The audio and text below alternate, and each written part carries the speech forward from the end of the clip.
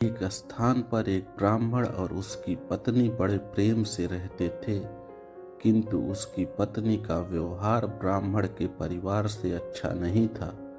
परिवार में कलह रहता था। प्रतिदिन के कलह से मुक्ति पाने के लिए ब्राह्मण ने माँ बाप भाई बहन का साथ छोड़कर पत्नी को लेकर दूर देश में जाकर अकेले घर बसाकर रहने का निश्चय किया। यात्रा लंबी थी। जंगल में पहुंचने पर उसकी पत्नी को बहुत प्यास लगी। ब्राह्मण पानी लेने गया। पानी दूर था, देर लग गई। पानी लेकर वापस आया तो अपनी पत्नी को मरा पाया। ब्राह्मण बहुत व्याकुल होकर भगवान से प्रार्थना करने लगा। उसी समय आकाशवाणी हुई कि ब्राह्मण, यदि तू अपने प्राणों का आधा भाग इसे देना स्वीकार करे तो तुम्हारी पत्नी जीवित हो जाएगी। ब्राह्मण ने यह स्वीकार कर लिया। उसकी पत्नी फिर जीवित हो गई। दोनों ने यात्रा शुरू कर दी। वहां से बहुत दूर एक नगर था। नगर के बारा में पहुंचकर ब्राह्मण ने कहा, तुम यहीं ठहरो, मैं अभी भोजन लेकर आता हूँ। ब्राह्मण के जाने के बाद उसकी पत्नी अकेली रह गई। उसी समय एक लंगड़ा व्यक्ति वहां आया, किंतु सुंदर जवान था। उसकी पत्नी उससे हंसकर बोली, वह भी हंसकर बोला। दोनों एक दूसरे को चाहने लगे। दोनों ने जीवन भर एक साथ रहने का प्रण कर लिया। ब्राह्मण जब भोजन लेकर नगर से लौटा तो उसकी पत्नी ने कहा, यह लंगड़ा व्यक्ति भी भूखा है, इसे भी अपने हिस्से में से दे दो।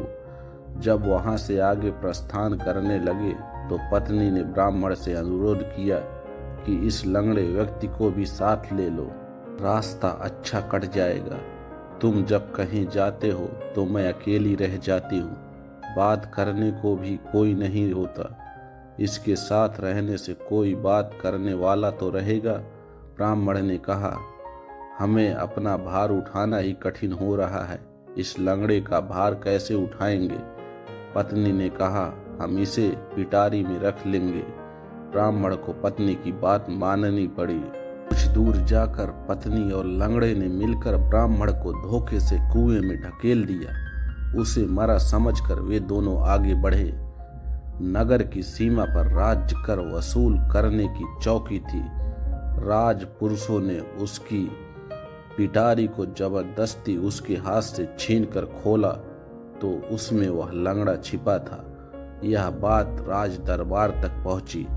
राजा के पूछने पर उसने कहा, यह मेरा पति है।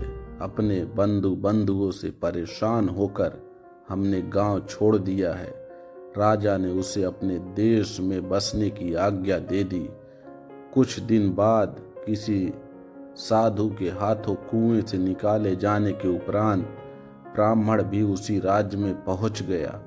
उसकी पत्नी ने जब उसे वहां देखा तो राजा से कहा कि यह मेरे पति का पुराना वैरी है, इसे यहाँ से निकाल दिया जाए या मरवा दिया जाए। राजा ने उसके वध की आज्ञा दे दी।